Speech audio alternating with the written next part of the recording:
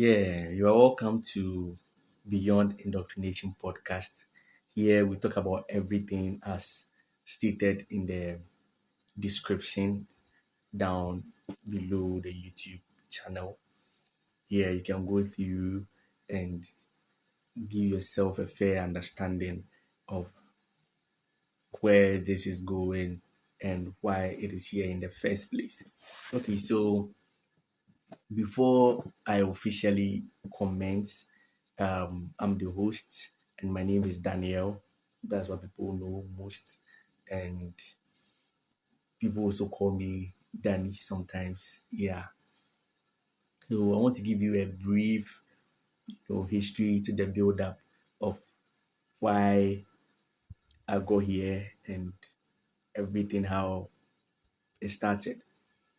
So one very day I was seated around watching football, not on the DSTV, but a local park.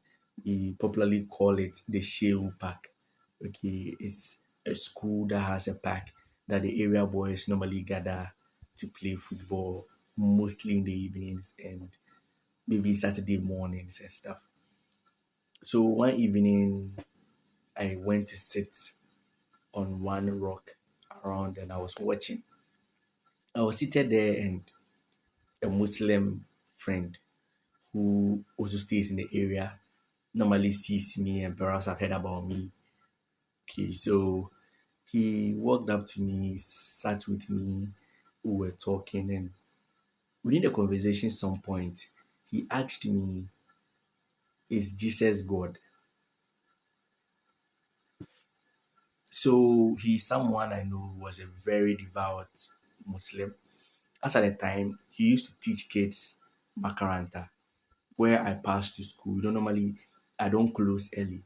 So when I am coming home, I used to see him teaching the kids this recitations. Yes, he was in a junior high school by then, but I think he was a little good in the Arabic, so he was taking the kids through it, and he was someone who was devout, okay, Muslim. So you kind of know who I'm talking about here. He was good, but I also somehow had a very good Sunday school foundation. Yeah, because grandma wouldn't allow you to stay home. So I most times go for Sunday school I normally read the Bible when I go to the Sunday school most times. So I also had a fair idea about the Christian doctrine. So when he asked me whether Jesus was God, I I was quiet for a while. I was like, yeah, if you put this verse, it is quite obvious what it is trying to state. That was my upbringing. That was what I was taught to believe. Okay. And here is the case. He also is stating what he was also taught to believe. But he was more deep into finding than I was at that time. So asking me whether Jesus was God meant that he had a fair idea of where he wants to go with the conversation. But actually, he didn't ask me of a definition. He was, even though he was good with the Arabic, I like the ASP of his school back then. So he was quite good. So I was his senior though, he didn't ask me for any definitions. He didn't ask me for any explanations in science or maybe a math theory, but asking me if Jesus was God. So, well, I understood the trajectory of the whole conversation. So we moved. And then we were talking, we were going back and forth. I actually went home to even bring my mini Bible. Yeah, the New Testament, that blue small book we used to have back in junior high. Yeah. So I went to bring it. We made some references. So seems like I was trying to hit hard. And he was like, oh, he has this his teacher. Okay, so there was something that he wanted to refer to. but was in a certain book he didn't have at that time. Okay, and then I also wanted to get a reference to why he said that. So he was like, oh, he had this his teacher that had the book. Okay, and his name is Mr. Isaac. Mention of this man, he was teaching at Shiwu that year, and I think he was still there until I think recently that he was transferred. Mr. Isaac actually welcomed me very well and taught me so much about Islam. He gave me my first Quran. It had English language on the left and it had Arabic on the right. You know, with Arabic, it is written from right to left, so it made sense. And in English, also read from left to right. So there was Arabic at the right hand side of the book, and there was the Bible, the English, sorry, at the left hand side. So I got myself deep into it because initially, this is what I know, this is what I've been brought up to believe. So I didn't have any development of how any religion ever looked like. So getting introduced to him, in fact, he actually gave me the first reason to ever have a library. This man had almost everything he wants to read with him. And that is how I really got interested in books that are not textbooks. Because going with it is you have to read something that would actually come in your exam. Yes, but with him, we had books that had nothing to do with textbooks. They were religious mostly, but some were also things about the world and science. He was also a science teacher by then. So now, just looking at um, a science enthusiast or a basic school science student who is learning Islam from a science teacher who teaches in an Islamic school. Yes, who was also available to answer all my questions I was throwing at the students. I was also interested in understanding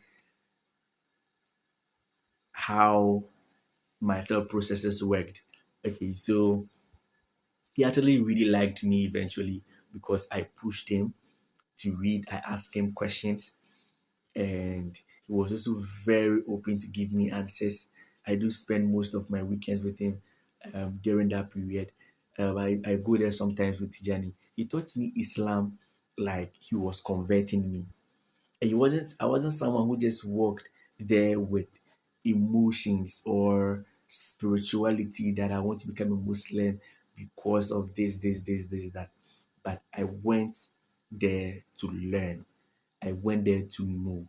You know, there are two types of people: those who want to believe and those who want to know, those who want to understand. So, of course, we actually kickstart everything and I actually took Islam seriously as though I was turning one tomorrow. So, up to this day, when I talk to some people regarding Islam, sometimes they wonder how I got it. Maybe some may think I just read wide, but it was through this man, Mr. Isaac. I'm really, really grateful. He taught me a lot and actually learned a lot. I actually watched a lot of clips with him as well. I watched Dr. Zakir Naik. I watched Mufti Menk a long time ago. He was even far younger then.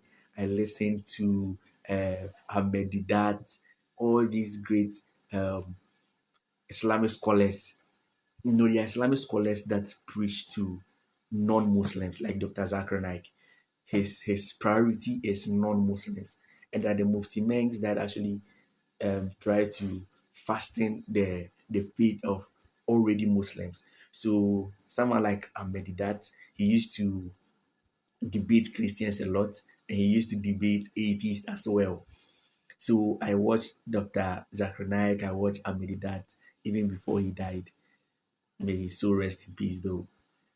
He was also a fantastic man, a fantastic preacher, very learned, in the Bible, and Dr. Zachary Naik too. So I started having cognitive dissonance very early on. Okay, so what I was taught to believe and what Islam is also propagating. So basically, I knew very early on that my upbringing had a lot to do with what I was thinking. And I also knew very well that my friend, which is, my friend who actually asked me the question, I knew very well that it was also a result of his upbringing. But we just have to compare the holy books. But when you look at the quality of writing of the Quran, the diction, um, and everything, and then the quality of the Arabic, even as though most Arabians still say that the Quranic Arabic is one of the best Arabics that has ever existed. And then you would notice that this Bible is not so unique when it comes to belief systems. Okay, so in comparative religion, mostly Christianity and Islam are constant. Okay, Christianity and Islam are constant, mostly, but well to other people's preference. But you would have to choose between Judaism and majorly Hinduism. Okay, so Judaism, which has to do with the Jews and then the religion that existed that Christianity was formed from. So you would have some scholars tilting more to Judaism, but I actually found very good interest in Hinduism and the Krishna stuff and those things. I think I was fascinated by the Indian culture and their perception of the world because I think they see a lot about the origin of the universe. Yeah, in their Upanishads and Bhagavad Gita and those things. Those are their major religious books. Yeah. So I delved more into that than Judaism because Judaism was a little bit more like the Old Testament, the Torah, which is like the Old Testament. Yeah.